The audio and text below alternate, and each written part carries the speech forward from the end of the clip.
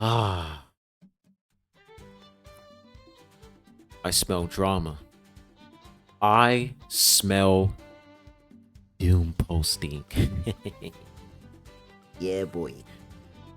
We're going to be talking about Chisa because apparently there has been some things going on with Chisa's kit. And this is not 100% confirmed because, this is leaks. All right. When it comes to leaks, take this with a huge grain of salt because it might not actually, make it to the game. But it's really important to talk about leaks sometimes, especially when it can ruin a character. Because if you don't, then the devs are going to be like, all right, since nobody's complaining about this, let's just go ahead and do it. You know what I'm saying? Now, I'm not saying that Chisa, what they're doing to Chisa is a disaster, is on the same level as Zani, but it is concerning. Like the things that I've heard about Chisa so far, it's quite concerning. So let's go ahead and talk about it. And I'm not going to show you guys anything here. I'm just going to show you guys Chisa's photo. You guys can look at her while I'm talking.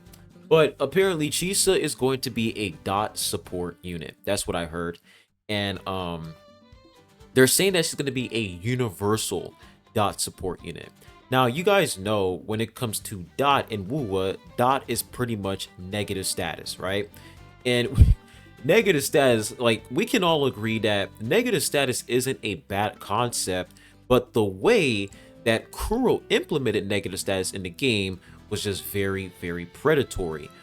Instead of them just, giving old units negative status, or just, giving negative status to characters who are trash, like let's say Alto, Kalchara, or whatever, they gave negative status to new featured 5-star characters, and there's not a single 4-star unit that can pretty much inflict negative status or buff negative status. You have to summon for these featured limited 5-star units.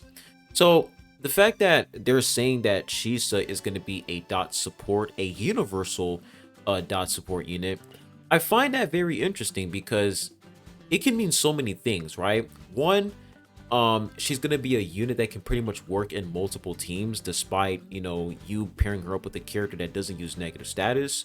Or she can pretty much buff every negative status in the game. Like, she can pretty much support every negative status they have in Wuwa, which is very, very interesting. But the thing is, this can be a recipe for disaster, because let's say Chisa, she's a dot support, but for one specific negative status, which is Arrow Erosion or Spectral Frazzle. Like, if you don't have a Cartethia and you want to summon for Chisa, well, just know that you summon for her, and I don't really have a DPS character that can actually benefit from the buffs Chisa is giving out. So that's why that can it's a bumpy road, right? It's a bumpy road, and whenever I see negative stats involved in the character's kit, it's just always suspicious to me. It's always suspicious. I always, like, I'm always aware as up to what's going on, because I don't want to take any chances, bro. Because the summoning for Zani was a mistake. It was a mistake because I don't even have Phoebe. It was a disaster. The character is terrible when it comes to gameplay. She's just terrible. The way she feels when you don't have Zani and Phoebe is just horrible. So I'm not saying that Chisa is gonna be like in the same situation as Zani was in, but seeing how Chisa might be involved with a negative status, it is concerning. It is. Cartethia, the only reason why Cartethia, they saved her kit, is because she can inflict arrow erosion herself. She still has to, she still has arrow, like, negative stats involved in her kit, and a lot of people don't like that, which is fair. But she is not as bad as Zani, because Cartethia can actually inflict it herself, which is really, really good.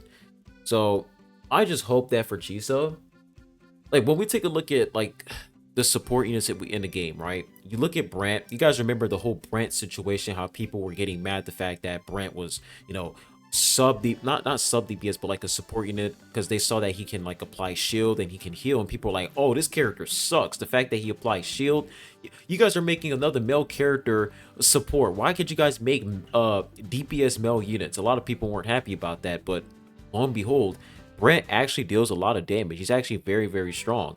And when you take a look at Q1, Q1, a lot of people were not happy the fact that Q1 was quote unquote a support unit, and they're like, oh, another male 5-star character that's a support character. Oh, this is gonna be a disaster.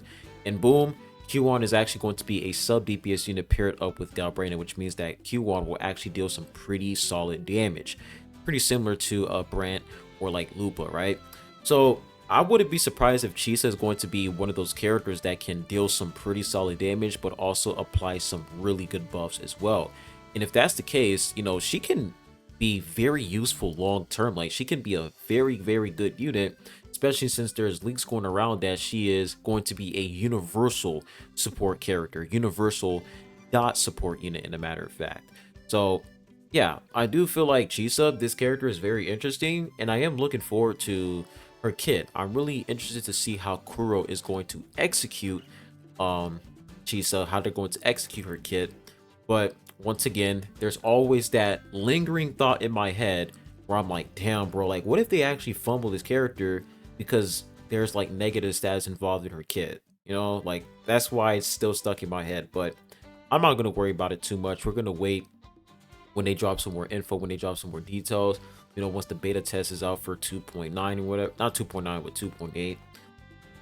I'll keep you guys updated. But just wanted to go ahead and talk about that, because whenever I'm looking forward to a character, not even looking forward to a character, but whenever it comes to character kits, if there is something that can go really, really wrong, I will make a video talking about it just in case. All right, just in case, you know, what I'm saying right now is actually correct, and she will be an extremely restrictive unit due to the fact that she is a dot support. Even though they say like she's universal, you still have negative stats involved, which completely destroys her being a universal character.